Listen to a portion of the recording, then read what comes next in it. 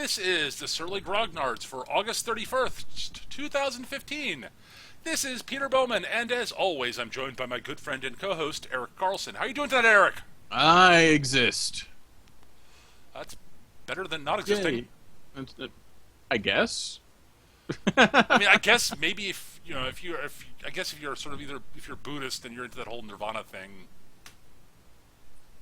Yeah, that's true. I'm not, so. I've achieved enlightenment. Damn! That's a swing. It's not nearly as much fun as you think it is. It actually makes me feel considerably less enlightened. That's very zen of you, Eric.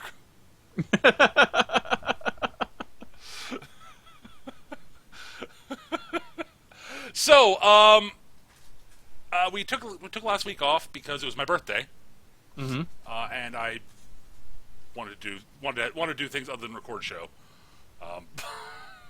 You selfish jerk, you. Yes, absolutely.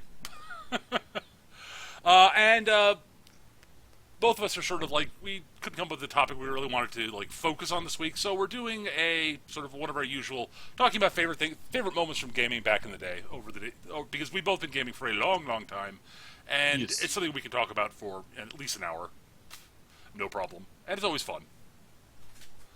Yes. Oh God!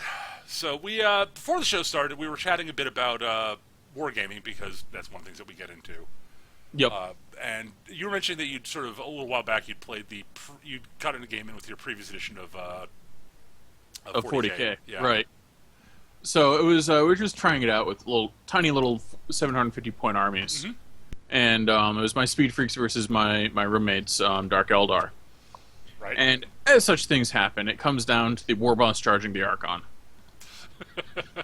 The Archon being the big scary leader for the Dark Eldar, and the war boss being the big scary leader for the Orcs. Right. So I had all my war boss and his posse mounted on war bikes, giant smoke belching Harleys with heavy machine guns mounted on either side because Orcs. Right. So they charge the Archon, who after having his transport shot out from under him is hiding behind cover. Right. And the Archon's up front, so he can soak all the damage because he has a 2-up invulnerable save with the Shadow Field. So the entire the war boss and his entire posse of warbike mounted knobs slams into him and bounces off the Shadow Field because he's taking all the hits. Right. And I just had this great image in my head of the Incubi going, "Holy crap! It's the war boss! Everyone get down!" The Archon just sort of strides forward. "Don't worry, guys, I've got this." Puts his arms down at an angle and angles Shadow Field into a ramp, and the Orcs just naturally have to do jumps off of it because now there's a ramp there, and of course they're going to do jumps off of it. Well, of course they are. I mean, come on. It is pretty awesome. It's a better way of explaining the futility than boing. Yeah. Oh God, I do have some fond moments from 40K from my much shorter run of playing 40K than you played. Yes. I'm not as big a fan of 40K as you were. I was much more a fantasy battle player. I really enjoyed me some fantasy battles. I enjoyed some of the 40K I played, especially once it got to 3rd edition. Did not like 2nd edition nearly as much, shall we say. Yeah, I was really skeptical of 3rd edition because I played a lot of 2nd edition. And then I played it and was like, oh, wow.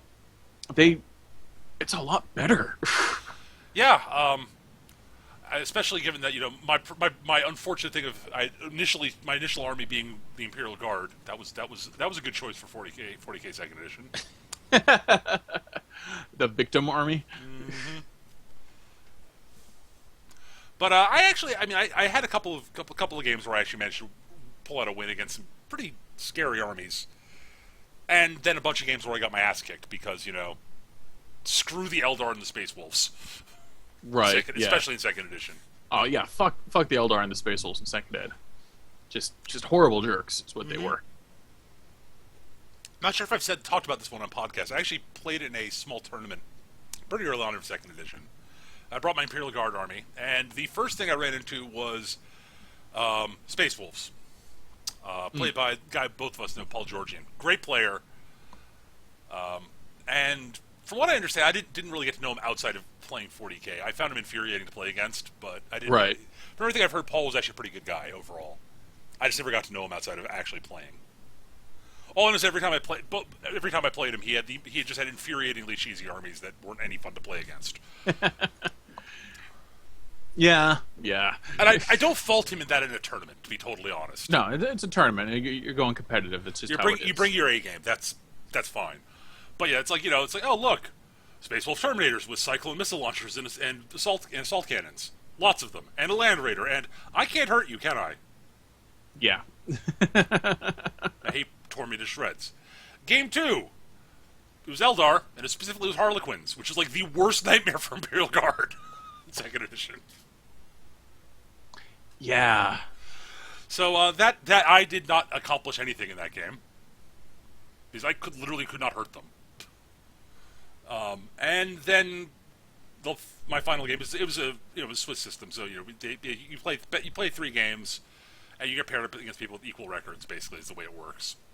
And ended up playing the other 0-2 player was an orc player, and we had a rampaging, awesome, fun fight that ended up with him basically being in position to claim victory, and him basically realizing, okay, if I don't do something drastic, I'm going to lose. Fine, I'm going to use my force field generator to cut the battlefield in half and force a draw. Yeah. I was like, well played. And we had the whole game was a blast. It was just this wonderful slugfest of incompetence. Yeah, because orcs were terrible in second edition. They really were. They were just they're a blast to play, both against and with. Yep. They were terrible. They were just they were too unreliable. Basically, they were too unreliable. Not only that, there was this huge disconnect between how they were described in the flavor and how they behaved on the table. Yeah, I mean, you had to build them into a shooting army. Yeah, because you had to because they were not good. They were incompetent up close. It wasn't until second edition where orcs felt like fucking orcs. Third edition, but yeah. Yeah, third edition. That's what I said. That's what I meant. But like you basically had to build around the orc super weapons, otherwise you really had no shot. And then the orc super weapons were incredibly unreliable. Always entertaining, but incredibly yeah. It's just you couldn't rely on them to do much more than make you laugh. Right, and I'm sitting here using various things like mortars and artillery, which have the chance of just not working. Also, so. Right. And of course, my amazing las guns. Flashlights. The flashlights. Oh, that was terrible. That game was awesome. But that tournament, oh lordy, I had a blast with that though. That was a lot of fun. I remember a tournament at the old Your Move above Yee's Kitchen. Yeah, that's where this was. Yeah. Yep.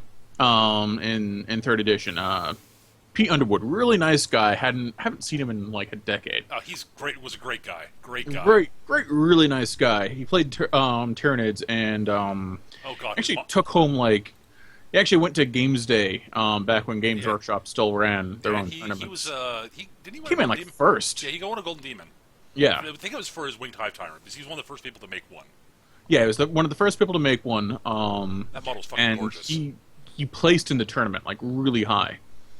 Yep. And I remember bringing my Speed Freaks against him, and it basically boiled down to his Gaunt Swarm chasing my bikes and boys while they shot out the back of their trucks at the Gaunt Swarm. And it was just this big circle, and we ended up switching sides on the table about 4 times during the course of the game. It was just literally ran circles around one another. Yes. No, his Tyranid army was scary. Yeah, it was. Yeah, there's a lot of actually very memorable third and 40K games that I was either playing it or watching. I think the most memorable one I think we may have talked about this on the show before also, but it was one between our friend Chris Stevens and our other friend Dan McDonough. Oh yes. So Chris had built a Imperial Guard tank army, and Dan was playing his salamanders. And Chris was just wrecking Dan, and everything was just going terrible. Dan was getting grumpy, and Dan's a grumpy guy, great guy, but his natural sort of state of being is grumpy. And Chris is a terrible loser, but actually, this is one of his. Chris is a terrible loser, but a fantastic winner. Yes, he's one of the he's one of the most gracious and entertaining winners out there. But he doesn't. He does. Does not lose well, unless except in certain situations. And this like was the one situation, we're going to describe. because he was feeling awful about this. He's like, "Oh my god, this is so much." And then Dan's Terminators teleport in finally, and so a squad of Salamander Terminators led by a chaplain with a Thunderhammer can warp in. And Chris looks at this and goes, "Everything, all the big guns in my army have AP3. Uh-oh." And the Terminators just start walking through tanks, just like flipping them over with like power fists and thunderhammers and stuff, and just like storming through Chris's army. Chris is like, "I can't hurt these guys! Oh god!" And it comes to the final turn. It was taken hold, so it's like King of the Hill effectively. And so Chris had one squad. He's like, I've got this. I'm in position. I can hold them off. And there's no way the Terminators can get to the hill in time. And turn 6 ends, and they are one turn out. And Dan goes, "Wait, Salamander's special rule: one more turn." And Chris is like, "No!" But he started laughing. I thought it was so perfect as the Salamanders just do their whole sort of like, "We're not giving up. It's stubborn. We're stubborn. We're going to storm up the hill," and they just slaughter the squad up there. And Chris is like, "That was just awesome." Yeah, it really was. And it was just like this wonderful. It was goddamn cinematic, is what it was. Yeah, it was, because it's like, this Rebel Imperial Guard army are just smashing these Space Marines all over the place, and then just this warp and in. then like big goddamn heroes jump in. Right, the Terminators warp in and just start walking through the army. Then the guys with names show up. Right. And it's normally the Salamanders are good against tanks, but this was like literally the setup was just that Dan just got shelled on the turns, getting there, and he just lost a lot of Marines and could not hold it. And it wasn't like an optimally designed Salamander army, but and he got a few tanks, but Chris had so many of them, and he was doing a great job screening them with like what's the God, I can't remember the unit anymore. Chimeras. Oh, the Chimeras, yes. Yeah, because Chris was using Chimeras as screening units, because Chris is devious. Because why not? Well, because he knew it's like, I got to screen my big tanks with smaller tanks. And Dan's like, "Well, fine, I'll kill those," and he did. And then the battle cannons would rain in and blow away more Marines. And then the Salamanders and the Terminators show up, and the battle cannons start bouncing off of them. Like, oh crap! And just the image of them just like flipping tanks is just beautiful. Yeah, and yeah. I remember an early game you and I played actually also. It was it was like we played at 500 points. It was like a little tiny game. It was my Marines against your Speed Freaks. I don't remember this one. Well, it ended with like your war boss, whatever it was. I don't think it was a full on war boss. I think it was just a knob. I don't remember, against my jump pack chaplain at the end. I think so. It's been a while. I just remember that game just being bloody as all fuck. Yeah. I was like anytime Roach's Dark Elves fought my Speed Freaks, it was just end of the fight. It's like there's two guys left standing. Yeah, because I remember like and burning wrecks everywhere and corpses strewn all over the place, and there's like two guys left standing on the objective, bleeding out like from 10,000 different wounds, missing 3 out of their 4 limbs, still trying to kill one another by like bumping up against each other. Right. It was the game in question was like it was. The problem is that you were orcs. I was space marines, so you outnumbered me really badly, even though you were speed freaks. And the last bit came down to you basically trying to pin down the assault squad. Yeah. With the chaplain in it, and eventually I got a charge. And I think we ended in a draw, if I remember correctly. So I think it was like it was basically down to like your war boss and my chaplain were basically the only things left alive. Yes, I remember that. Yeah, there's another one of those. It's just like one of those, just laying into each other. It's like, God freaking, so many orcs. Oh God! But yeah, there's that. I mean, I just remember. I remember more of the games I watched because I played a bunch, but I also remember watching just like a bunch of. I remember our friend Aaron, who was one of the few people who did well with the Tau. He was really good. He had a great Tau army. Yeah, oh wow, the fight against his Tau army was hilarious. Is that the one you won where he actually got his hammerhead to drift off the table? Yes. Is he had it one, and then you were like, and I hit the hammerhead, and only glanced it got drifts off the table, and he's like, Damn. Yeah, we were playing for table quarters. Yep. And every other, like, Tau player I'd gone up against, like 4 or 5 at this point, panics at having orcs shoved in their face on turn 2. Yep. They just freak out and don't know what to do, and then the orcs eat them. Aaron didn't panic. Aaron set up layered gun lines, so he'd have like ablative levels of Yep. fire warriors who would get chewed up by the orcs, and then everyone else would gun them the fuck down. Yep. That's because Aaron's really good at war games. Yes. So like before, I tried it. I blitzed him. The whole army's in his face in front of all of his guns, and Aaron didn't panic the way he was supposed to. Right. Like, the rest of the army's My like... army evaporated him, left like with like a buggy and 1 truck full of tank busters. Yeah, I remember, like... He probably spent the rest of the game hiding from his army. I remember, like several of the squads basically just remounted into their transports and just flew away. And you're like, what? Hey, you're not supposed to do that. It's like, nope, we're not going to fight your huge thing here. The squads that are going to fly away, the rest of them are going to shoot you. And you're like, right. Wait, I just ate 1 squad of fire warriors. And now my entire army is exposed. Oh, shit. We were supposed to panic, Aaron! So I still won that game because as I'm, like, hiding from his army, comes down to the last turn, I'm like, oh, crap, you just flew that hammerhead over to contest the other table quarter, which means he's going to win. Unless... Well, I can take a pot shot. Maybe I probably won't do anything, but I might blow it up. So the tank busters break cover in their truck and dismount. They fire their rockets at it. Miss. 1 hits. 1 rocket hits. It's a glancing hit. I'm like, oh, this probably isn't going to work. And it's I forget the exact result is, but the ship can't do anything because it was a skimmer. It drifted. Right. He had tucked it right in the corner of the table quarter. Yep. Right along the table edge, and it drifted off the table. It was well placed to make sure to limit the amount of fire that could come in on it. Yes. No, it was the exact right tactical move to make on his part. I just stupid luck on mine. Yeah. I remember Aaron just laughing about that one. We both laughed because I remember like everyone in the store was watching it because the first time they'd seen Tau face orcs and win. I do well. Yes. Yeah, it was really interesting. I mean, I loved his paint scheme too because he basically went for the peacekeepers from Farscape for this color scheme. Yep. Yeah. Lots of black and red. It looked really awesome too. Yeah, looked really good. I had a cool Tau color scheme also. I started buying some and I ended up not building the entire army because I sort of fell out of 40k at that point. But I was actually going for UN peacekeepers. Nice. That sort of the light blue and white actually looked really good on Tau models. Yeah, I can imagine. I was like, this is looking awesome, and I'm just done with 40k. Yeah.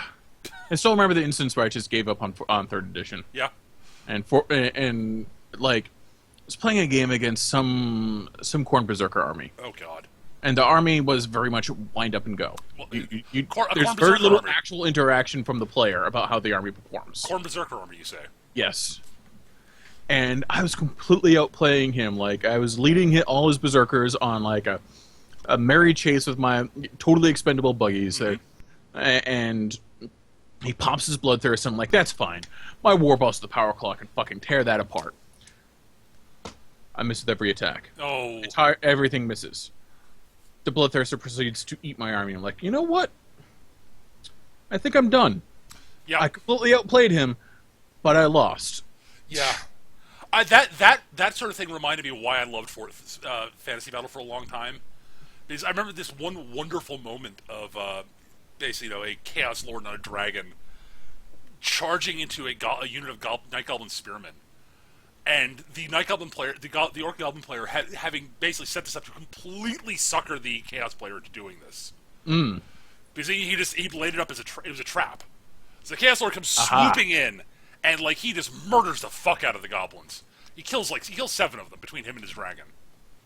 And this was 4th edition Fantasy Battle. Yep. And so he's like, okay, make your test, and Orc Goblin player, you make your break check, and the Orc Goblin player's like, no, actually, you make yours. I had the bad wound banner. He's like, wait, what? He had the I'm not sure it's Bad Moon banner. It was the the banner battle, the one that I can't remember the name of it, but it's Yeah. one that you can't pursue, Right. but you double your rank bonus for combat resolution purposes. So he's like, Yeah, okay, something well, like that. okay, so I still have I still have full ranks, so that's 3 doubled to 6. I have a banner, you don't. That's 17. So we're tied. I have higher ground because we're on a slope of a hill, so that's me up 1. And I outnumber you, so that's another +1. So make your test at -2. And the chaos player was like, What? and he rolls it, and he fails. And he breaks it. So the dragon and chaos lord break and run from the night goblins that they just murdered. And then on the orc and goblin player, it's like, okay, my wolf riders are right here. Charge your chaos lord. And he's like, so you make your flee distance. He doesn't flee far enough. It is run down by the wolf riders. Something similar. Again, 4th edition fantasy. This is way back when I was in high school. Like one of the first games I watched. I didn't play in this game. It was Right. Orcs and Goblins versus Chaos.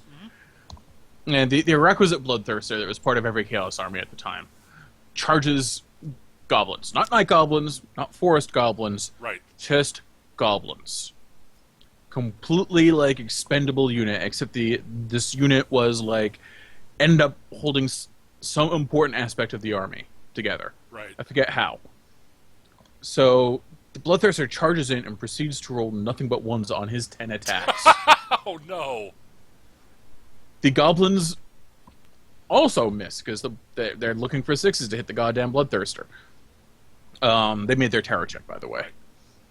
So the bloodthirster loses and then flees, but doesn't flee far enough as the goblins run it down and tear it, just scrubbing bubbles it to death. The other game I remember. The best part is the next week when that player came in, he had somehow gotten a hold of a bloodthirster head and mounted it to the banner of that goblin unit. Oh God! One of my other favorite favorite sort of realizations. One of the guys I played a lot of fantasy battle with, again another friend of both of ours, Michael Donahue, Yep. Tox. Yes. Tox was an insane lunatic in most ways. Great guy, Yes. but strange. It has a Anyways, Tox was a great guy, great gamer, and he favored Dark Elves in fantasy battle. It was his thing. Yeah, I know. A goth into Dark Elves. Stop the presses. But Tox was a really, really good, smart wargamer. And he basically played Dark Elves. This was 4th edition Dark Elves, and they weren't that good. Like, Right. They had like a couple of units that were really, really good. The scouts were amazing. And the Witch Yes. Elves were abjectly terrifying, but, Yeah, witch elves were freaking engines of destruction. But the problem was you had to make sure they could get to combat, because they were really Yeah. fragile. And so Tox spent a while trying to figure out, okay, how can I screen these guys properly? What's the best thing to screen Witch Elves? And then it hit him. Smaller units of Witch Elves. So you have like a small ablative unit of Witch Elves in front of his main unit to prevent them from being like led around, because they're frenzied, led around like, a dog Right. chasing a stick. And so, like, he'd maneuver, and like inevitably the small screen would either be shot to pieces or be led away, exposing the big Witch Elf block to go murder whatever he wanted it to. Just the level of sort of thought process that you had to do with armies like that in 4th edition, I love to pieces. Yeah. There was some really cool stuff in 4th edition. And then you could play Skaven, where you had super weapons that had a tendency to explode on your army. Oh God, the Skaven were crazy. One of the funniest games I ever saw was the shortest game I think of 40k fantasy battle I've ever seen. It was Skaven versus Undead. And I can't remember the names. It was Mark Grabowski, Skaven, and I can't remember the guy who was playing. God, I can't remember the guy's name. Another great guy was playing Undead. I played him in a tournament one time, and we had I actually did really unnice things to him with my Chaos Army. I played Tzeentch, so it involved magic. I'll get to that in a second, but literally Undead got first turn, and turn 1 was okay. I fly my zombie dragon over behind your army's lines. Make terror checks. And the army ran off the table, didn't it? The general's unit failed, ran off the table, which caused panic. The rest of the unit all fled off the table. Literally, his entire army ran away on turn 1. Yep. They looked at each other, laughed, and just set up and get to play again. It's just like, I had a similar experience versus Chaos with a warp fire thrower misfiring and exploding. This is back when you could take warp fire throwers in units, and I did. because it was hilarious. So one of the warp fire throwers promptly misfires. So they set themselves on fire. Everyone adjacent to the warp fire thrower takes damage. The warp fires and the tank crew, which is a different model at the time, runs around in circles before exploding, which means he runs in a random direction and then explodes spectacularly. Giant green mushroom cloud and everything. Right. Like the giant pie plate and like strength 5 no armor saves kind of deal. Right. So yeah, the middle warp fire thrower promptly sets fire to the other 2 warp fire throwers. The tanks on all of them immediately start running and run directly into my own units. Oh no. And explode. Oh no. This causes a chain reaction in the army as the units that got exploded on run off the table, which causes a ripple of panic throughout the entire army and it runs off the table. Oh no. This is my first turn. My first shot. That's so Skaven. It really is. Oh god. Yeah, I played Orcs and Goblins in 4th edition, and Chaos. They're my 2 main armies. Actually, I had a lot of them. I had like 3 or 4 fantasy battle armies. I was a college student with, and my disposable income went to fantasy battle mostly. Yeah. And so I played, my Chaos army. I played in another tournament that was at your move. Lost round 1 against our friend Kaz and his Wood Elves. Grr.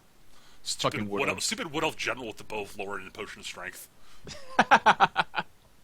God, that one turn of just death with the bow. Oh, I shoot 4 times at strength 7. What? Oh. You don't miss because you're a Wood Elf. Oh. Yeah, he did nasty mean things. I did okay, but he beat me by like two or 300 victory points. Right. A pittance, honestly. It was because he was playing Wood Elf, so he's basically playing. I'm not actually fighting you. I'm just shooting you a lot. Right. Grr.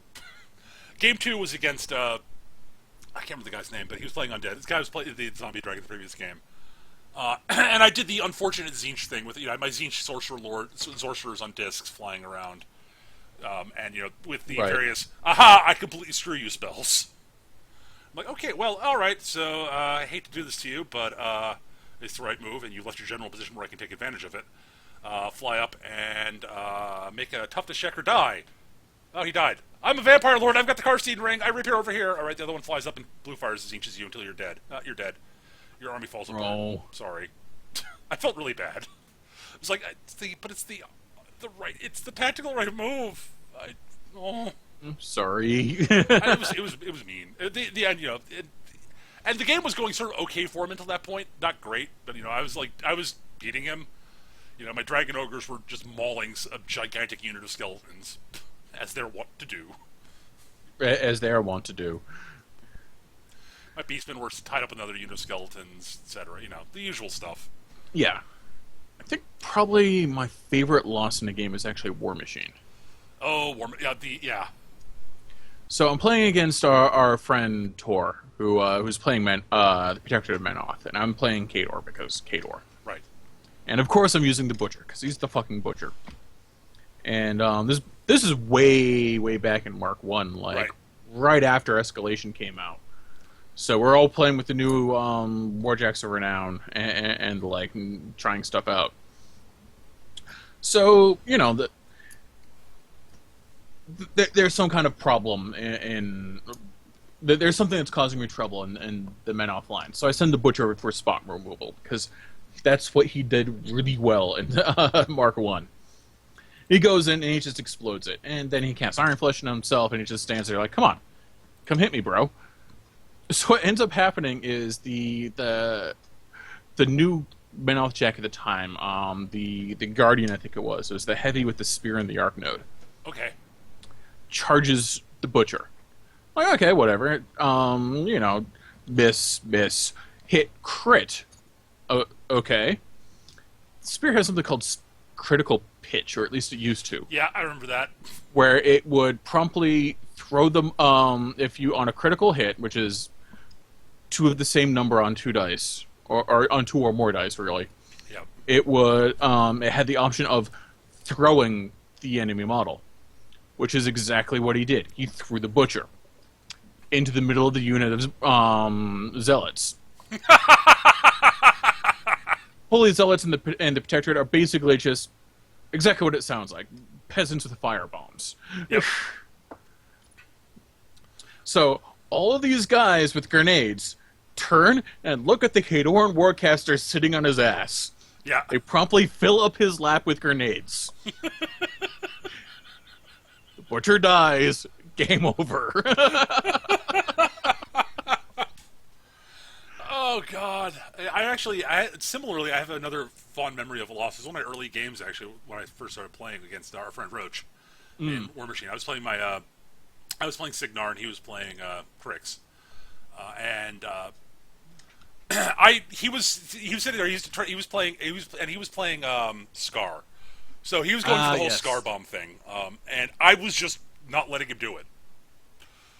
And he's there watching me. He's like, "You're giving me fits with this. I never had this much problem setting this up." I'm like, "Well, it's because it was used to fighting against me, and I was just like, I can grind through this. Not a problem. Whatever." Right, I'm playing Signar. I don't grind through things. I shoot things to death. And he's like, "What is it? What are you doing?" I was like, "Well, I'm sort of applying sort of a classic sort of chess strategy largely, which is I'm looking for openings to go for the win. If I don't see it, I play defense." Yeah. I was like, "Okay, and okay, well, I can't win this turn, so I'm going to make sure that you can't win."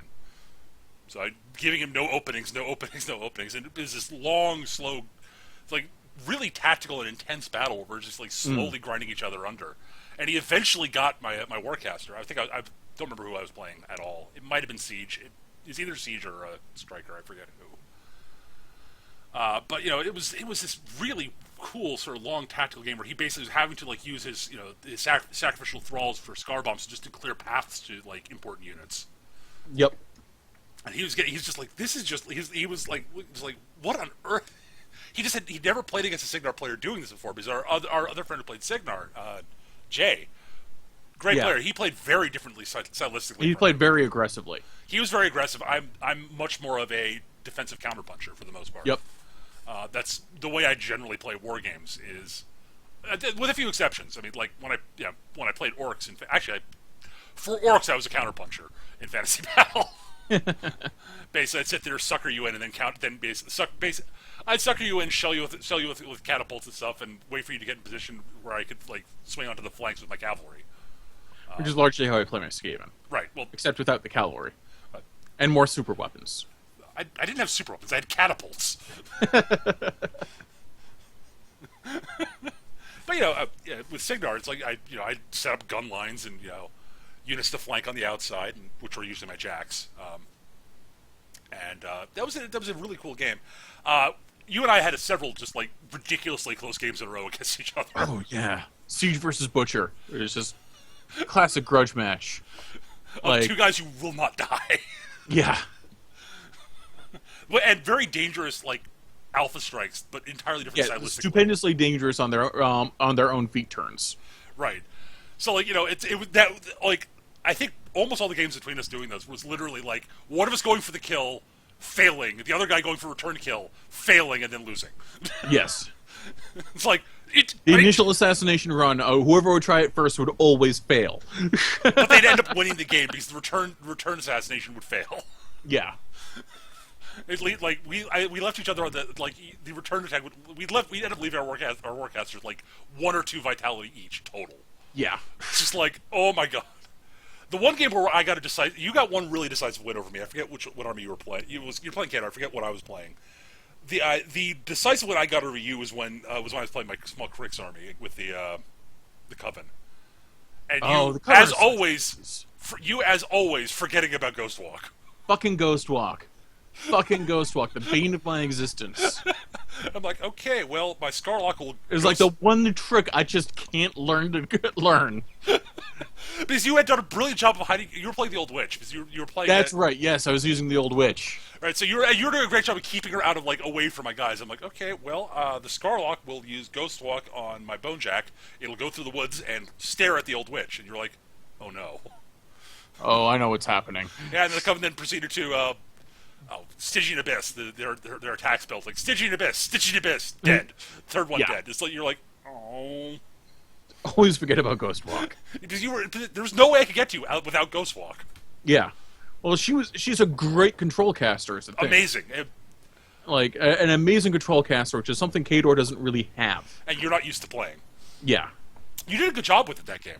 Thank you. It's just I knew what she could do, and I knew that I had if you were kept hiding her, I could probably sneak a Bone Jack in there. Yeah. With his arc. One of my favorite tournament wins actually is also two great tournament wins involving War Machine and Hordes. Yep. So first one is first time ever doing the time clock. This is before like Steamroller had really taken form as a tournament thing. Okay. And I had brought Karchev and a bunch of jacks because my thought was, well, I know it's a time tournament, so I'm going to make sure my time takes as little time as possible, and no one expects Kador to bring jacks, much less Karchev. Right. So I brought Karchev and jacks. My plan is to just do my turns as quickly as possible to and just trample over infantry and smash jacks and casters. Right. That's my plan. Really simple. So the other guy who ended up going 2-0 in that tournament had the exact opposite idea. Oh, right. He brought Protectorate of Menoth, and he brought nothing but Deliverers, who were basically guys with the rocket launchers that can't hit the broadside of a barn. And his plan was to run out the clock and win by objective. Right. Basically, his plan was, just launch these clouds of rockets that take forever to resolve. Yes. And, score a few victory points to that and grab objective points and basically just time the other guy out so they could never get in position to do anything. Right. Except, because I had the proper foil for that, because my turns took 30 seconds. And his deliverers couldn't hurt the Kador jacks. Right. They could ding them up a little bit, but that's about it. Not even that, really, because they were Yeah, they weren't hitting directly, so they weren't getting full blast damage. Yeah, they weren't hitting directly. And if they hit directly, it wasn't a good chance of actually hurting the jacks. Not significantly. Is their base power 11, if I remember correctly. Yeah. So, they'll on average do, 6 points of damage if they're on a direct hit. And that's nothing to a Kador and Jack. Not even 6 points of damage. It was just they on a direct hit it was nothing. It was a few points. But so what I did was even on average it wouldn't get through the armor. Now I'm thinking about it. Yeah. Damn. They have to roll well. So what I did was I did the Karchev power slide where he pulls his jacks, turns around because the jacks end up in his back arc, and then launches the jacks at the enemy army. So I did that over the center objective and buried my jacks into his deliverers. And then promptly just sort of sauntered up to Krios, the Karchev, who is himself in a Warjack body, and squished him. Right. Oh, that's beautiful. The other win was I was playing Trolls, first time ever playing against the Legion of Everblight. Very stupendously mobile. Legion's very mobile, very high alpha strike. I was playing basically a brick. Just a lot of interlocking buffs that made them even harder to kill. Right. And I would it's just the basic Kratos strategy was just to roll up to the center of the table and hold the objective. So I ended up sitting on top of the objective with my brick, having it slowly being pulled apart every which way by these highly mobile alpha strikers until the clock ran out, and I'm sitting there completely frazzled, no idea how I was going to do this, and the clock runs out. I'm like, okay, well, you clearly won this. And my opponent looks at the table and goes, no, you're still on the objective. You won. What? Yeah. But you completely outplayed me. Moral victory aside, you won. Oh, God. Yeah, there are lots of little fun things like that. Breaking out of the sort of more miniatures-based war games, I do have to go to one of my personal favorites, which is Babylon 5 Wars. And I played that for a long time. It's still one of my favorite games of all time. And I mean, it's a spaceship combat game that's usually played on hex maps with cardboard counters. And it's a testament to how good a game it is that Eric actually enjoys it. Yeah. I generally don't enjoy simulationist games. I find them a little too tedious. But B5 Wars B5 Wars is pretty damn good. Because it really captures the feel of gigantic spaceships cutting each other to ribbons. it's the best kind of simulationism, in my opinion. Yeah. Because it really does simulate that. It gets the feel, too. And one of my favorite games of that was, it was after the Ancients book came out. So it was the one that really fully introduced the Shadows and the Vorlons. And so my friend Joey and I decided to try to recreate the sort of, there's a very famous, really good episode where the first time you see the Shadows actually in combat against the Narn. And so like a bunch of Narn cruisers jump into it and end up fighting a Shadow cruiser and lose. Right. And it's this great thing where you see like the Shadow. There might have been two Shadow. There are a couple of Shadow cruisers in the show, and it was a much bigger Narn fleet than I used. But see the Shadows are using it's beamed. It's I forget the name, the actual name, but we all call it the Turbo Ginsu Slicer Beam, because just look at what it does to that Narn ship, and it can still cut a tomato. I mean. The thing just like it bisects a Narn cruiser in its opening shot and all this stuff, and like the Narn are able to return fire and like blow a tendril off the Shadow cruiser. Yeah, it basically just ain't nothing left. Right, so so the game ends up being Joey and his Shadow cruiser with its small squadron of fighters, and Shadow fighters are terrifying. And I brought like a squad. I brought like four Narn Jaquans, one of which was an uptech the Jaquan command cruiser, and a bunch of Narn heavy fighters. And so my Narn comes screaming in. We start approaching, and Joey gets the first actual shot, and the fully charged Shadow Beam just literally does what it does in the show. It just cuts a Narn cruiser in half, and it's just like, oh my god. And so he gets his fighters out, and like his fighters spend the entire game, which lasted I think 4 or 5 turns, on combat air patrol, just making sure that my fighters got nowhere near his cruiser. Because if they got there, they actually would probably be able to eventually pound through the damage absorption tendrils. The cool thing about the Shadow ship, the way they actually engineered it in the game, is basically they've got these tendrils, and the way it worked, it looked like in the show, like energy damage would come in and they basically ripple across the ship and do nothing effectively. And so the way it worked is that basically as damage comes in, you absorb it into the tendrils, and if anything that exceeds the rating of the tendril leaks through the ship. But it's like so, and like it's really an interesting mechanic, and it worked really well. And so but the problem is that like a large quantity of fighters will eventually just start filling up tendrils very quickly. So we had to wear them down quickly.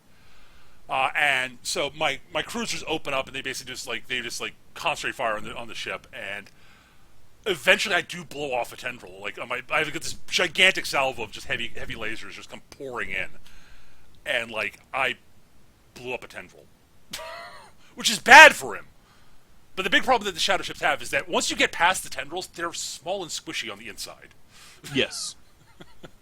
And so it's pouring this damage and trying desperately, and I don't blow him up on that salvo. I wasn't expecting to, but like, okay, fine. So I got to disengage away from my big guns to recharge, and so the next few turns are me trying to keep him from destroying my entire fleet before they can recharge. If I didn't succeed, but it was a great simulation of it because like my fighters are desperately trying to get through his fighters and failing, and he's like basically firing the reduced charge shots because the way the Shadow's got it only has one gun. But it can fire if the longer you take between shots, the more damage it does. Right. And so he basically, opening shot just completely vapes the cruiser, and the second shot's like, this one does horrible damage to your ship. I'm like, oh god, why? And and it was just amazing because he'd blow a side off the ship and leak damage into the interior of a cruiser, and it would hit something important often because that was the way that's just the way the game ended up going. Right. And so it's like, okay, cut in, and the game ended with me realizing I'm not going to be able to blow them up. I'm going to see how many ships I can actually save. And it's sort of our general sort of theory for what the sort of victory is I could basically escape with a draw if I could get ships out, basically. We fully expected me to lose, to not be able to blow up his ship. That was not the plan. It was basically to come in, see how much damage I could do, and see if I could get out. And so the last 2 ships I have, he blows up half my fleet before I'm like, okay, I'm running away at this point. And so we're running, and and he gets his shot off, and I'm like, oh crap! And the shot slams into one of my cruisers and hits the jump drive. I'm like, fuck.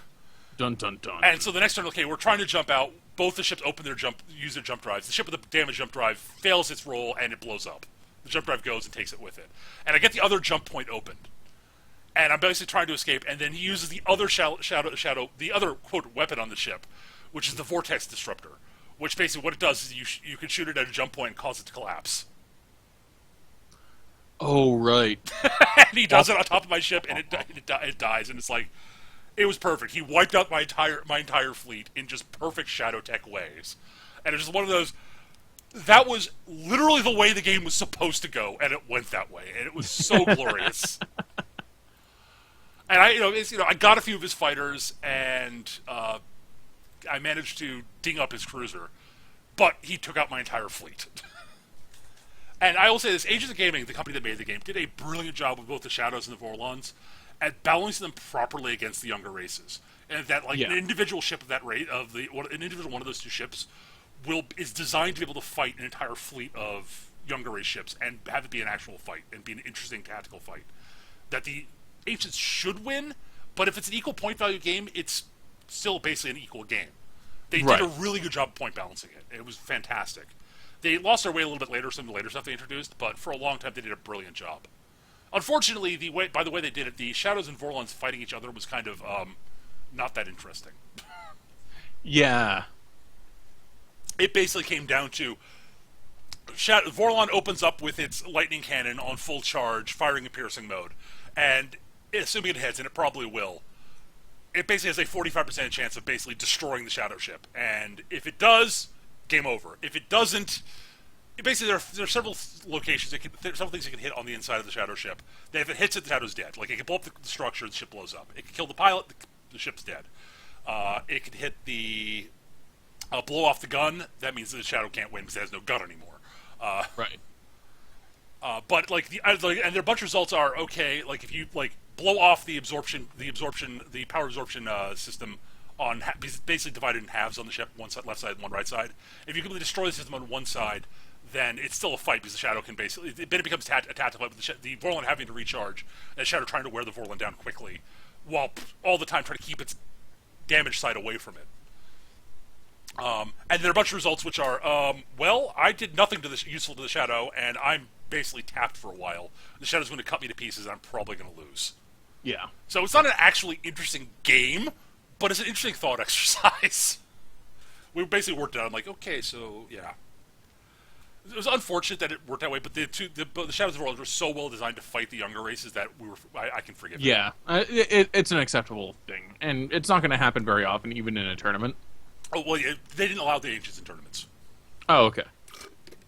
Specifically because of that sort of thing. No, the tournaments rules were actually really well thought out. Basically, it was like 3,500 points, which is, you get a reasonable sized squadron. Any ship that can carry fighters has to at least half fill its fighter base. Right. And which means it puts something of a limitation on some of the carriers, some of which are a little bit underpointed, because you're expected to bring fighters. Right. And fighters can be really good, but for some races, some races have better fighters than others. Like, Earth has some of the best fighters in the game. So having to bring your fighters is like, oh darn. Oh no, not my fighters. No, I don't. Oh no, not I have the to bring thing that they're best at. I don't have. Oh darn, I have to bring my Star Furies and Thunderbolts. Darn. Whatever shall I do? It's the only problem is it actually does limit the Earth's top ship, some of its top ships, which are like the Omega Destroyer, because its big thing is it's a good ship that's not very maneuverable and its main guns are very narrow arced, but it's a solid ship. But having to bring a lot of very expensive fighters limits what else you can surround it with, and you need to be able to surround it with stuff other than fighters to cover its blind spots. Because the Omega has blind spots with heavy weapons. It's got ridiculous arcs with light weapons, but its heavy guns, not so much. Right. I remember really liking the Omega because its solution to everything was more guns. Well, that's the Earth's answer to everything. Yes. Okay. Sensors aren't very good. More guns, more volume of fire means we'll probably hit with something. All right, well, our big guns have narrow firearms. We'll put more of them on pointing in different directions, okay? Also, we'll have boatloads of small guns that point everywhere. Okay. We're not very fast. More guns. So when we get there, we'll still have guns to kill you with. God damn it. Guns everywhere. It's a very orky solution. Yep. Except orcs and fucking Battlefield Gothic. Yeah. Terrible, terrible game. Yep, I agree. A lot of potential, but like Imperium versus Chaos works great because they're basically the same. Yep. Eldar were busted as all hell, underpointed, and just completely broke every aspect of the game. Yep. Orcs did the same thing the other way around. Yeah, they were overcosted. Myopic ranges, couldn't maneuver with shit, not very well armored, and yeah. They had very good front armor and nothing else. Yeah. The one thing orcs were good at was boarding. And that meant they had to get close. And if their ships were really cheap, that'd be okay. And some of their ships were cheap. Some of their ships were cheap. The Brute Ram ship leaps to mind, whose sole job was to ram other people's ships. It was aptly named. Yes. I actually thought it was pretty awesome. But yeah, it's just the orcs couldn't maneuver. Their ranges were on their guns were myopic. So they wanted to close, which would make sense if their ships are fast, but they weren't. They wanted to close, but they weren't fast and maneuverable, so they really couldn't. Their guns had short range and didn't have very good firing arcs. Yeah. I mean, really well armored on the front, but as soon as you get around the side, it's punching through tissue paper. And they weren't tough once you got past the armor. Yeah. So it's like, yeah, Although I do have a really favorite moment from a Battlefield Gothic campaign we did. oh god. Yes. So we decided to do a Battlefield Gothic campaign and tie it to a 40k campaign. We never got around to tying it to the 40k campaign because the flaws with Gothic immediately started to show themselves. Yep. So Chris, our Eldar player, of course, had an Eldar fleet. Wow, did it really become apparent the Eldar were broken. Yep. I had an Orc fleet. Wow, did it really become apparent that the Orcs were broken the other way. Yep. So Chris and I ended up having a fight between our fleets. And Chris's, like, move, shoot, move again fleet that you can't actually hit because they had, like, 2-up saves versus actually being hurt. Like, just could not, like, nothing. All of the shots I managed to get off, like, went right through the hollow fields. And most of the time it was just zip in, blow a giant hole out of one of my cruisers, and then zip out. So eventually, like, okay, so to preserve my fleet, I'm going to start to withdraw, which means I had to get to a certain point on the table with what was left. Right. So I had my Brute Ram ships, which I love, run interference, because they're cheap and they're easy to replace in the campaign. Right. Because they're basically all they are slabs of solid metal with engines attached to them and a single battery. So they're going to run interference. So 3 of them try to ram his flagship, this big carrier cruiser. One of them can't get into position to ram, so it just takes a pot shot with its battery. Figure, whatever, it's not going to do anything. Shoots. Hits! Oh, that's good, it hit. I'm surprised. And so he makes his hollow field save. Fails the hollow field. I don't think I've ever rolled damage out against an Eldar ship. Chris goes, I've never had damage rolled against one of my ships.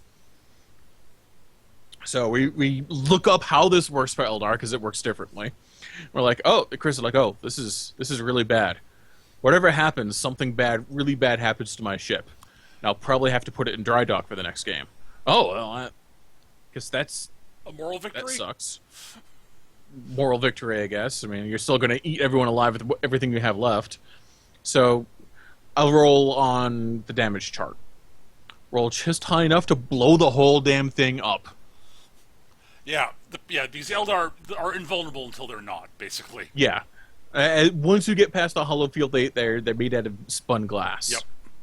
So this, like, terrifyingly maneuverable carrier, like, festooned with lances that had been the terror of the entire campaign, gets brought low by a single lucky shell from a lowly Brute Ram ship. Yeah. Yeah, it's interesting. Look, like that actually ties back into my discussion about the shadows, actually, from Babylon 5 Wars. It's two very similar concepts in terms of, like, Because it's these ships that are like impossible to hurt until you really hurt them. They're sort of technically fragile, but until you can't really get to the actual fragile bits. Right. Except that with the Shadow, it's that you're actually slowly working your way through their impregnable defenses, as opposed to the complete crapshoot that is against the Eldar, where it's nothing. It's not a crapshoot. The money is on the Eldar never taking damage in I an agree. entire No, campaign. that's sort of my point. It's literally nothing. Well, it's in the house's favor, much like craps. Right. Nothing, and then random lucky kaboom! Something important explodes. Whereas the Shadows, it's like, okay, I'm hitting you, but it's like punching a pillow, and nothing's happening. I know something fragile's behind the pillow, but the pillow's absorbing all the blows, but it's slowly being compacted, and I've got to get through it before you cut me to pieces. I have to hit the memory foam hard enough and often enough that it never has a chance to stop being to decompress. Exactly. Yeah, because the Shadows absorb the damage to their tendrils and slowly leak it out. One of these is a much better way to get that feel of I am ancient, but you can kill me in theory. Yes. Than the other. Well, as much as I love Games Workshop's world building, they've never been good at rules. No. And they do make some of the most gorgeous models on the market. They always have. But they've never been good at balance. No. Like, yeah. And then they blew up Fantasy Battle and replaced it with lurching beer and pretzels mockery of what a game should be. Yeah, yeah. If I was even remotely still playing GW games, I'd be upset by that. But I don't. So I'm saddened that that's happened to Fantasy Battle, which was. I'm annoyed and saddened, but I can't work up the energy to be angry about it because it's just. I sort of look at it and go, well, what did you expect? Yeah, it's GW. I'm not surprised. I'm not surprised. I'm not surprised anymore. I mean, credit where credit is due. Releasing the rules for free online, good move. Releasing rules for all their previous models for free online, good move. Like that stand up of them. That well done. But guys, really, like it's you took your much more strategic game.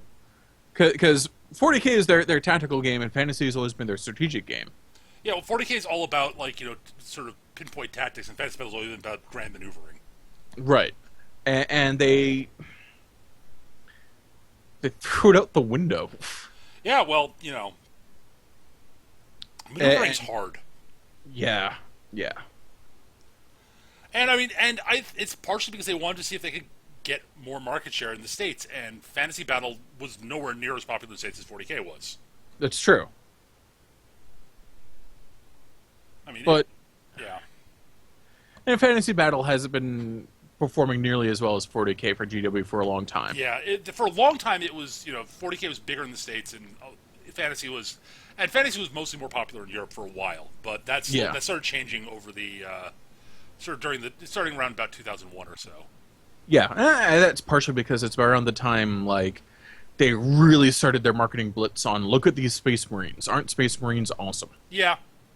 And which is when I became bored of Space Marines. Yeah, well, yeah. Well done, GW marketing. You took power-armored, genetically and surgically altered super monks and made them boring. It's amazing, isn't it? Power-armored, genetically and surgically altered super monks with machine guns that fire self-propelled rockets and made them boring. Yep. Also chainsaw swords. Boring. How... Look what you did! It's amazing, isn't it? It's just they were so ubiquitous towards the end. It's just everything's a Space Marine. Everything was a fucking Marine, or was trying to be a Marine, or was there to get killed by Marines. Or were Necrons, who are basically Marines on steroids, mechanically. Yeah. From a game mechanic standpoint. From a game mechanic standpoint, Necrons are entirely tactical Marines on steroids. And the Chaos Chamber chat asks, how do you do that? Well, you basically just keep doing everything about Marines and make everything about the Marines and nothing, and don't actually. you just flood the thing with Marines, so everything's Marines. There's like 8 billion different types of Marines. And B, because of that, you're not focusing on the interesting stuff, The stuff that makes the Marines interesting. Right. And because there's so many of them, you can't devote enough time to any of them to make them, to devote enough time to them from a writing standpoint and a fluff standpoint to make them, to accentuate the interesting stuff.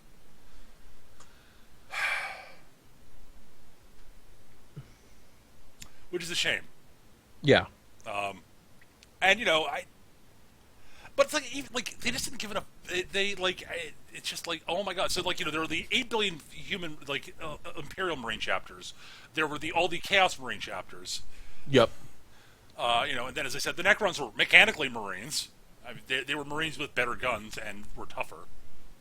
Yeah, the orcs were there to get killed by Marines, but they were actually, at least in 3rd edition, actually really good at killing Marines back. Yeah. Like they had all the answers to Marines. And the really interesting thing about the orcs, actually, honestly, was there were a bunch of different ways you could actually build an orc army sort of to accomplish things. Yes. Like orcs were bad at shooting, but you could still build an effective orc shooting army. Yeah, because one thing orcs had in their favor was volume of shots. Yeah. Like only a third of what you shoot is going to hit. But that's still a lot of shots. Well, and the other interesting thing, because of the mob up rules, basically, you could build big units of orcs to hang back to act as backstops for the orc units that get shot up and flee backwards. Yeah, because the Vanguard would get shot to hell and flee, and then mob up with the other units, until you end up with this giant super mob just sort of rolling over like the blob, absorbing or destroying everything in its path. Yeah, which is hilarious. It was one of my favorite concepts for an orc army. I had a concept orc army I'd worked out. Like I even had conversion plans for a squad of cyborgs. Awesome. Involving basically using Necron bits to do the cybernetic bits. Yeah, and that would work great. Yeah. I actually had converted a war boss, which I did a cybernetic war boss, which I did using an Ogryn for the base body. Nice. I think you saw the model, actually. I think I remember seeing the model, yeah. And I really, really liked the model. I really enjoyed it. I thought it was great. And I don't know what happened to him, unfortunately. And the Eldar were interesting in that there were... Basically, you had the best transport in the game with the Wave Serpent, hands down. Yep. It was worth its points even without the transport capacity. Yep. And some really good aspect warriors that would fill different roles, and everything else is junk. Yeah, their tanks were okay. The jet bikes were okay. Now, the problem the jet bikes had was that they weren't the Dark Eldar jet bikes. Well, no, they weren't. That was the problem. Which was the only thing good that the Dark Eldar had. And the Eldar tanks were solid. Like the Wave Serpent, not the Wave Serpent, the Wave Serpent was the one I was thinking of. That was just friggin' amazing. Well, it's both a tank. It's both an actual tank and a transport. I mean, it's yeah. Thing, oh, so. The Falcon is the one you're thinking of. Yes. With the lower transport capacity but bigger gun. Yeah, that was actually really solid. It was all right. It wasn't as good as the Wave Serpent. Well, no, but it was solid. And the Fire Prism... It wasn't as good and cost more than the Wave Serpent, so, like... Yeah, you never saw it, but it was actually a good vehicle. Yeah, it was a good vehicle. It's just that you look at the other tanks on the list and you go, well, it's good in every other list. It's just not good in this one. Right, the problem with the Falcon was, it's like, okay, well, the Wave Serpent's better transport and isn't quite as killy. And the Fire Prism is a better just kill things vehicle. Yeah. So, yeah. Yeah, because the Fire Prism had the giant friggin' fuck-off cannon. Right. And then, you look at the other stuff, and you're like, okay, the Aspect Warriors, some of them were good, some of them weren't. I was very happy to see the Hawks were junk. The Warp Spiders, who went from being gods of the battlefield in second ed, went to being junk in third. They were better than they looked like they were at first if you knew how to use them, but they were no longer actually good. They were merely sort of niche. They're very, very situational. But Howling Banshees were fucking gold. They were really good. And the guys, the Bright Lance, not the Bright Lances, the Melta-Guns. Yeah, the Fire Dragons. But they were good too. And the Striking Scorpions were good against everything but Marines. Right. They were murder against anybody who was not in power armor. Yeah. And were okay. You could use them against Marines. It's just that you want the Banshees there to actually You want Banshees because they had power weapons. Right, so like you'd want like a squad of each in a tournament situation because you were never sure what you were going to. Well, actually, eventually you didn't bother with. You basically assumed you're going to be fighting 4 power armor, so 3 Yeah, power you're armor, going to be in a tournament situation. You figure you're fighting Marines, or something with 4. oh, 3 or plus and armor. eventually you might run into orcs or Tau. In which case, the Banshees still aren't bad. But they're just not as good as Scorpions. Right. But everything else is going to be fucking Marines, so you bring the Banshees. Yeah, pretty much. I mean, I said you probably might bring the Scorpions anyways, but yeah. Yeah, or Nids. Nids were a viable option. But only if you were Peter Underwood. Yeah, well, that's the thing is like it was amazing. Like the number of people we actually like at Your Move Games who would like demonstrate why this army is actually good. And then, Yeah. like everyone, like you'd see all this fluff about like, oh, the Tyranids aren't any good, the Necrons aren't any good on the forums, and then like people from Your Move, which like are the people we play with who played those armies, would show up at like tournaments and monkey punch everybody, you know? Yes. Just like, yeah, whoop. Like, why are you saying Necrons aren't any? What are you people on crack on? Well, this unit's not going to. Yeah, but the base, like, okay, yeah, those units aren't very good, but the Necron warriors and the warriors, the destroyers. Oh right, I remember the whole thing about the heavy destroyers is the only thing that were any good. Reading that in the forums and like everyone or we knew, someone reading that in the forums, and then like walking up to us, hey guys, guess what I just read in the forums? What's that? Heavy destroyers is the only thing that are any good in the Necron army, and we all busted out laughing. It's like, why would you take heavy destroyers when you can take the friggin' regular destroyers, which could still penetrate anything's armor because of the Gauss rules, and did a fuck ton of attacks and could do anti-infantry also. Well, I think they just like it was amazing. There were people who just would not run the numbers on the Necrons and realized that everything in the Necron army list can kill vehicles. Yes, that's the thing that people didn't get. And it's like I remember Anthony going to a tournament and crushing people with his Necron list because like okay, my squad of Necron warriors all opens up on your tank. Okay, I now have 8. I've got like 8 glance op chances now. Whoop! Oh look, I one of them got through and blew up your tank. What? Yeah, I'm playing the odds. Oh. Which is funny because the War Machine tournament crowd which didn't exist at the time, but now does. Would take one look at the Necrons and go, this army is busted. This is why, because everything can hurt everything. Yeah, it was amazing. It's just like it was so obvious to us. Yeah, it's just like, what? I don't know how people miss that. It's like it literally escapes me. Of like and like, ironically, the only army that's like routinely did okay against the Necrons was the Tau. Yeah. Because Tau realized, okay, they could outrange them. Well, they also had the answer to virtually the one answer to the Necrons, big number technology. Yeah, it's like right, the monolith is almost unkillable, because except that instead of using all the wacky weird tricks to get by high armor, we'll just use railguns that have the railguns that are just power 10 with no special rules. Yeah, you ignore special rules. Do you ignore big numbers? No. Ka-thunk, ka-thunk, ka-thunk. Oh, I remember Anthony playing Aaron that one time, and Anthony going, "God damn it!" He had trying to keep the monolith away from Aaron's hammerheads. Yep. Just like, no! I made Aaron feel so bad. Not Aaron. Anthony feels so bad playing against his Necrons. Oh God. Because I was like, okay, I have higher maneuverability, so I just drop my entire army on this squad. I obliterate the squad except for one guy. Well, Resurrection Orb and teleport through the monolith, the entire squad's back. I worked so hard! How do I fight this? And I mean, Anthony was playing the Necrons because he thought they looked awesome, and he was right! They do. It's true. They're freaking undead robot skeleton monsters with, like, electro cannons. And an Egyptian theme. Great. And an Egyptian theme. They look amazing. They're really cool. They're just complete cheddar. They were just complete cheddar in that edition. And I felt so bad for him, but I've been there, I play Skaven. I know how it goes. Oh, God. It's just like one of those, oh, my God. Why? Why would you... Yeah, the other wonderful moment I remember back to 40k though. It was all of us getting completely annoyed and just pissed off with the Black Templar, Black Templar Marines. Army. Yeah, Yeah. and Chris completely schooling that one Black Templar thing by Oh, right. because the Black Templars basically, whenever they fail a morale check, They'd run forward. They run forward. Instead, they basically go, we'll charge into battle, which is infuriating.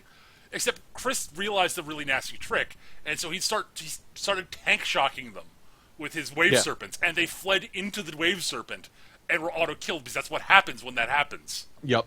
He just started wood chippering them, and the guy who was playing them was like, oh, he's like a 15-year-old kid. Yeah. And so he was infuriating because he's a 15-year-old kid. I mean, all kids in that age room are annoying in some way, shape, or form at some point. They can't help it. It's a biological imperative. Right. And for a kid like that, he was actually he's a good kid overall. Yeah. But he was a complete cheddar monkey and was infuriating to play against sometimes. But he took that better than I expected him to. I have a similar story to Black Templar. It was back during the Storm of Chaos campaign, a worldwide campaign from thousands of years ago. And my speed freaks, and I went to one of the big events that they had. So I ended up being paired up with this Chaos player against Tower Black Templars. Okay. So, and we ended up with the ambush scenario with us, the bad guys, attacking. Right. So no, they set up, and then we got to set up, and I looked at it, and the Black Templar did a Rhino Rush army, complete cheese monkey Rhino Rush army. Right. Everyone's melee focused. They're all in rhinos. They got the exactly the right flavor of the month, special weapons and character loadouts and everything. Right. So I look at it. I look at this big block of rhinos in the center of the table, put it right up against one another. I'm like, I can eliminate... I turned to my Chaos player, can you handle the Tau? And he's like, yeah, I should be able to handle the Tau. Okay, because I'm going to take out the Black Templars in first turn. The Templar player's like, what? What are you going to do? Just you watch. So because of the way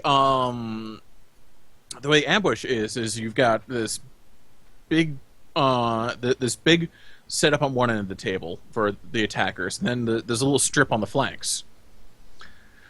So I set up my 2 units of Burner Boys and Knobs on the flanks in their trucks.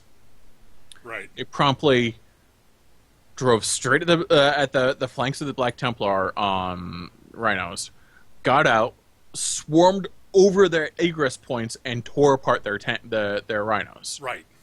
There was no place for the guys inside to get out in. Right. So they were automatically destroyed. Yep. The Black Templar player was infuriated at this. Yes. He was just so pissed off. Well, you should have deployed them right up next to each other. Yeah. And then my army evaporated underneath Tau fire. You knew which you knew was going to happen. Yeah, I basically turned to the Chaos player. It's going to be you versus the Tau after this. I got rid of the Black Templars. That wasn't a problem. And then me and the Black Templar player ended up watching the fight between Tau and Chaos, and he would not look at me. He would not talk to me. He was so angry. Oh God! He called over the event coordinator. Is like, can he do this? And he looked over the rules of the scenarios, looked over the weapons I was reading. He's like, yeah, this is exactly how this works.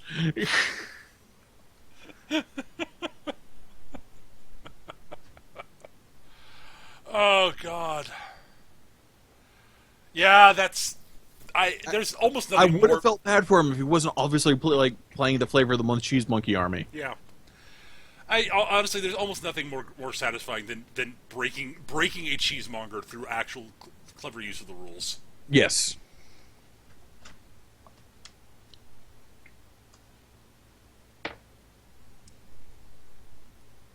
Yeah, our friend Gav in the chat reminds him of the old Space Marine biker list that tried to deny everything by keeping everything in reserve. So his Tau opponent decided to deploy his 3 units of infiltrating Kroot along the board edge to deny entry to the board, Basically, set it so that there's nowhere for the guy to bring things in from reserve from. And in turn one, Marine player has nothing on the field and loses. Yep. To which I say, applause. Yeah. Again, it's one of those, clever, good knowledge of the rules and clever intelligent thing to destroy cheesemongers is one of my absolute favorite things in any gaming. Absolutely. It's like, okay, look, I know, like, there's a difference of being cheesy because it's like, there are different flavors of cheese, obviously. Yeah, certainly. And some of them are, I like, and the player's attitude matters too. Like, there are people who people who say, yeah, I'm being cheesy, I'm sorry, but it's a turn and I'm trying to win. I have no problem with. Yeah, certainly. People who refuse to acknowledge what they're doing is like complete cheddar annoy me to no end. Yeah, I have to agree with that. And while you'll have cheese in War Machine, there's always a ready counter to it. Usually, there was for a while. There were a couple that didn't really have much in the way of counters. Yes, for a little while. Once they went to 1,000 points, the all warrior Menoth list with the Harbinger and. Oh right, Is it yeah. Krios? I think it was Krios, yeah. Yeah, that basically they just kept resurrecting their warriors and you just could not kill them. It's just like The High Reclaimer, that's the High Reclaimer. That's it. Yes. Yeah, because he had cookies to. He would suck up the souls to fuel something, and then the Harbinger would bring them back to life. Right, and it's like, oh god, this is. It wasn't a problem. I don't have a problem with the people coming with the plan. It was a flaw in War Machine at the time that there was no incentive to use jacks. Yeah. Well, now they make you use jacks. They don't even technically make you. They just say you get free points for jacks with your Warcaster. You don't technically have to use them. And they made jacks significantly better against infantry. Yeah, they made them significantly better. They up their accuracy, which they needed. So they're not as focus hungry, and they also they made them more resilient in that now you have to take out every box to eliminate the jack. And the other big thing they did was they made it so that when any units you use trample against, the models that you did it against didn't get free strikes back. Yep. That change to trample was huge. Amusingly, nowadays, if you want to run jack heavy, the protector is the one to do it with. Oh yeah, the protector's really good. They've got a lot of jack support. Yeah, they do. They always had it. They always had it. It was just they had better infantry support back in Mark 1. Well, the other thing is that the Privateer made the mistake of making the Protector Cavalry count as warrior models. Yeah. That was a big mistake. That was what broke that army. Cavalry still counts as warrior models, but cavalry isn't nearly as big a deal in Mark II. Well, they also, if I remember correctly, they are warrior models, but there's certain things about being warrior models they don't count as warriors. Yeah. Like, by the rules, that meant that they could walk into buildings no problem in first edition. Right. Which was silly. It's like, this you didn't think that one through, Privateer. And Privateer realized, oh yeah, we didn't think that through. And they also nerfed a couple abilities before the new edition that needed it. Like they nerfed Temporal Barrier for Haley, which was in dire need of it. Yeah, and Sorsha's Sorsha 1's feet got nerfed pretty hard. And it was still broken as fuck. It's still really good, but it's not nearly as good as it was. Because now it's line of sight and you can shake stationary. Right. As opposed to just your army is now frozen and I get a free turn to kill your shit. Yeah. Oh boy. But yeah, that's we both love War Machine pieces. I have not played it in a long time just because I've not had time to. I haven't played it all summer just because it's hot and I don't want to go outside. And the nearest game store to me is a long way away, so... Yeah, you've got a much longer trek than I do to get to Privateer... Or, not to Pandemonium. Yeah. So... Yeah, I've not been doing as much wargaming as I used to. And I do miss it, because I do enjoy it. But I have lots of fond memories, as you guys can tell. Yes. Yay, war games. Yeah, I didn't even get into the Starfleet battle stuff I've done that was a lot of fun. But I think that should probably do it for now. We've run a little bit long. Yeah, it's about that time. So, thank you guys for watching. Normally we save time at the end of each episode for questions. We actually had one this week, but we've been going But for nearly an hour. we got fully ramblomatic. Yeah, we did. So we're going to wrap things up here. We'll try to get to that question next time. Thank you so much for watching. We record the show every Monday night usually every Monday night. We've been off for a little bit, but we should get back to that soon. We should be back underway, I think. I hope so. We record it Monday nights at 7 p.m. Eastern here on hitbox.tv/mecha-gm. Mecha GM with a hyphen between the M and the GM. And I post recordings to YouTube. And if you're listening to us on YouTube, thank you for listening. And feel free to hit like and subscribe. That way you'll know when new episodes go live. I also tweet out when the show's going to go live, and I put the tweets out on Twitter. My Twitter handle's @MechaGM, no hyphen. So you keep an eye on there for if you want to know when the show's going to go live or when I'm about to start streaming, anything for that matter. Also, if you do have questions you'd like us to answer on the show, feel free to email us. Our email address is surlygrognards@yahoo.com, surlygrognards@yahoo.com. Or you can post on our forums, which you can find at mechagm.forumer.com. And we've got a section there for Surly Grognards. Post questions there if you like. We also, if you've got feedback for us, ways we can make the show better, things that, that sort of thing. We love constructive criticism. Please send it to us, either the email address or on the forums. Also, if you've got show topic suggestions, things you'd like to hear us talk about, please send them to us. We love those. It makes our job much easier. And it means that we can talk about things you want to hear about. And if you got anything like that, questions, feedback, etc., just let us know. We love hearing that stuff. So, and I think that's going to do it for this week. Yes, I think we're good. Good, excellent. So until we see you guys next, guys, be happy, be safe, keep on gaming, and we will see you guys soon. Take care, everybody. Bye, humans.